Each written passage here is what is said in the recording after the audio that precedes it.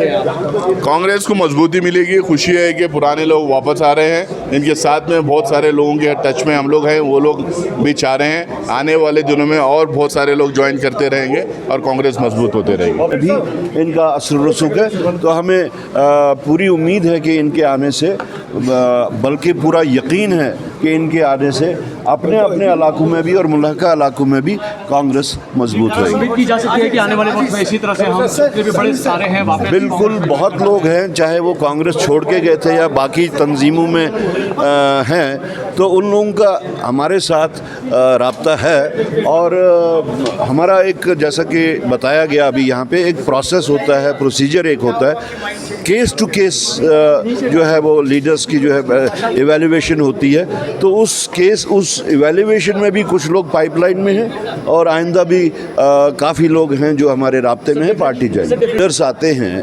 तो उनके साथ में वर्कर्स जुड़े होते हैं।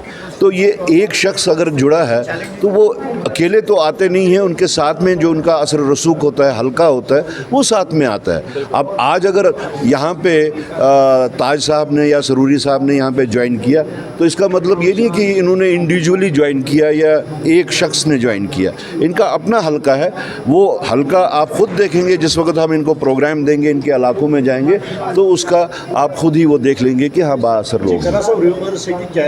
We are on a principle stand.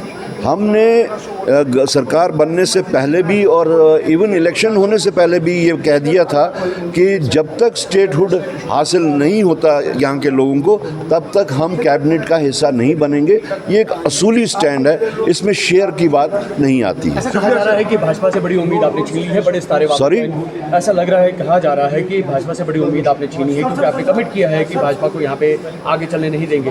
बड़े लीडर्स वापस ज्वाइन कर रहे हैं, क्या ये भाजपा के लिए एक स्ट्रेट जवाब है? देखिए, हमारा काम है मुल्क के लोगों को इन अंसर से बचाना जिन्होंने पूरे मुल्क को ऐसे माहौल में खड़ा कर दिया है जिसमें हर शख्स को ये लगता है कि मैं इनसिक्योर हूँ। मैं मजहबी तौर भी इनसिक्योर हूँ, कॉन्स्टिट्यूशनली भी इनसिक्योर हूँ और इंतज़ामी और तरक्याती तौर भी इनसिक्योर हूँ। जो बीजेपी की पॉलिसी जिसको लेके वो 2014 से अभी तक चल रहे हैं, इन्होंने पूरी सोसाइटी को बांट रखा है। और कभी तो वो सियासत जो है वो टोपी के नाम पे करते हैं, कभी खाने पीने के नाम पे करते हैं, कभी आपके क्या ड्रेस पहना हुआ है उसके नाम पे करते हैं। लेकिन वक्त आ चुका है कि अब यहाँ के लोगों को एहसास हो चुका है, महसूस कर रहे हैं वो कि हम जो बीजेपी की लाइन जो थी मज़हब को एक्सप्लॉइट करके रिवाइवल ऑफ हिंदुइज़्म जो है उसको हम समझते थे कि शायद होने वाला है। लोग अब ये समझते हैं कि इनकी जो सियासत थी वो झूठ पर बनी थी। तो लोगों में इसी एहसास की वजह से कांग्रेस बाय डिफ़ॉल्ट भी और बाय डिज़ाइन भी, दोनों तरीक़ों से कांग्रेस मजबूत। लिहाजा हम चाहते हैं कि कांग्रेस में आना ताकि जो डेवलपमेंट उस वक्त हुई उसको आगे बरकरार रखना, अगर मुझे होते हैं जीत जाते। लिहाजा बात यह है कि हमारा पुराना घर है एक सेकुलर पार्टी, सबसे बड़ी बात जो है सेकुलर पार्टी है। इसलिए हमारे लोगों ने कहा कि हम सेकुलर पार्टी के साथ रहेंगे। यहाँ फिरका परस्ती आप रोज़ देखते हैं, मस्जिद मंदिर की जगह बाकी चीज़ें। 2022 में कांग्रेस के 7 लीडर्स ने कांग्रेस को खैराबाद किया, लेकिन आज एक लंबे समय के बाद उनकी फिर से घर वापसी हुई है।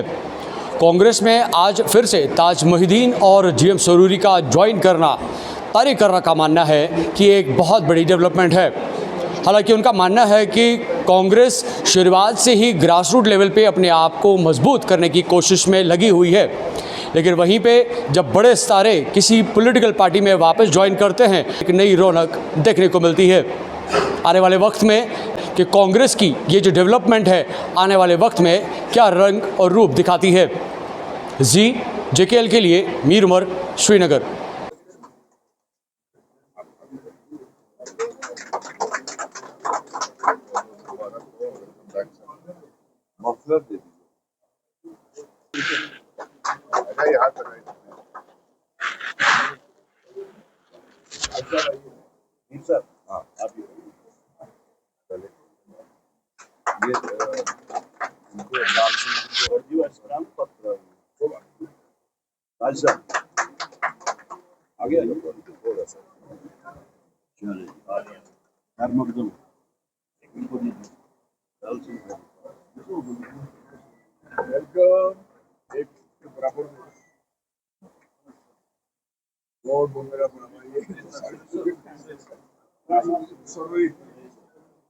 मिस्टर सरूरी, आप आ जाइए, आइए सर, आप मेरा नुकसान काम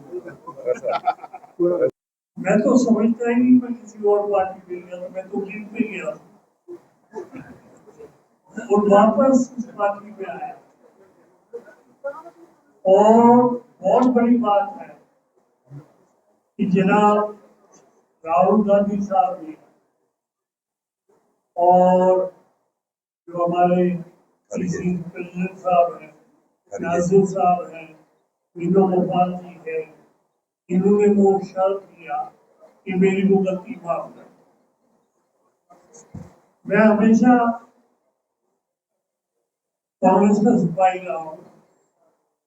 जब यहाँ वैकेंसी थी, कोई बाहर नहीं निकलता था, उस वक्त मैंने कांग्रेस का झंडा यहाँ बुलंद किया। इलेक्शन भी लड़े, अनुदान से भी पार्लियामेंट का इलेक्शन लड़ा, बहुत कम वोट से हारा। 96 का इलेक्शन लड़ा, कुछ वोटों से हारा। तो ये अगर मैं अपने दम पे हूँ कि मैं एमएलए बन भी गया, मगर इस पार्टी में जो मिनिस्टर बना के लगातार 12 साल मुझे मिनिस्टर बनाया, वो पार्टी बना सकती, उसके लिए वो पार्टी का हमेशा शुक्रगुजार। मैं सबका आभारी, जितने कांग्रेस के लोग हैं मैं उनका गुनहगार हूँ और मैं समझता हूँ कि वो मुझे माफ करेंगे, चाहे लीडरशिप हो सोनिया जी की, राहुल गांधी जी की, या आम कांग्रेस का जो वर्कर है। मैं उनसे उनका गुनहगार हूँ और उनसे माफी का तलबगार हूँ। और एक बार फिर शुक्रिया अदा करता हूँ मैं जनाब नासिर डॉक्टर सईद नासिर हुसैन साहब का, उन्होंने ये चीज इनिशिएट करके मुझे लीड किया। और मैं जाती तौर इनको वेलकम करता हूँ पार्टी की तरफ से। बाकी प्रोसीजर सारा खरा साहब ने बता दिया, ये काफी दिनों चर्चे में था बाहर, आप भी जानते हैं। और भी बहुत सारे साथी हैं, मगर एक फॉर्मल शुरुआत आज, शुभ आगमन हम कह सकते हैं, AICC general secretary incharge Jammu Kashmir थे पिछले 3 दिन से, तो एक फॉर्मल शुरुआत आज करने का तय हुआ था। आगे सिलसिला जारी रहेगा। और जैसे करा साहब ने कहा, ये खाली आना और जाना नहीं है। जम्मू कश्मीर के लोगों के दरपेश काफी सारे मसाइल हैं, उसमें कांग्रेस पार्टी का पहले भी एक अहम रोल रहा है और आने वाले दिनों में ज्यादा जिम्मेदारियां कांग्रेस की ओर जम्मू कश्मीर के लोग समझते हैं। तो ऐसे में आज कोई चुनाव नहीं, आज कोई विधानसभा का इलेक्शन नहीं, जो साथी कांग्रेस में शामिल हो रहे हैं, सबसे पहली बात कि ये कांग्रेस के सिद्धांतों को, कांग्रेस की आइडियोलॉजी को, कांग्रेस की नेशनल लीडरशिप को पहले भी फॉलो करते आए हैं, आज भी उन्हीं का जो रास्ता ये फिर से अपना रहे हैं। और हमने जम्मू कश्मीर में कांग्रेस को जगह जगह पर मजबूत करने की जरूरत है। पूरी जम्मू कश्मीर में बूथ लेवल पर दूर दराज इलाकों में, जैसे सरूरी साहब एक फार फ्लंग एरिया से आते हैं, ताज महदीन दूसरे बॉर्डर से आते हैं, हाजी फारूक साहब तीसरे और पसमानदा इलाके से आते हैं।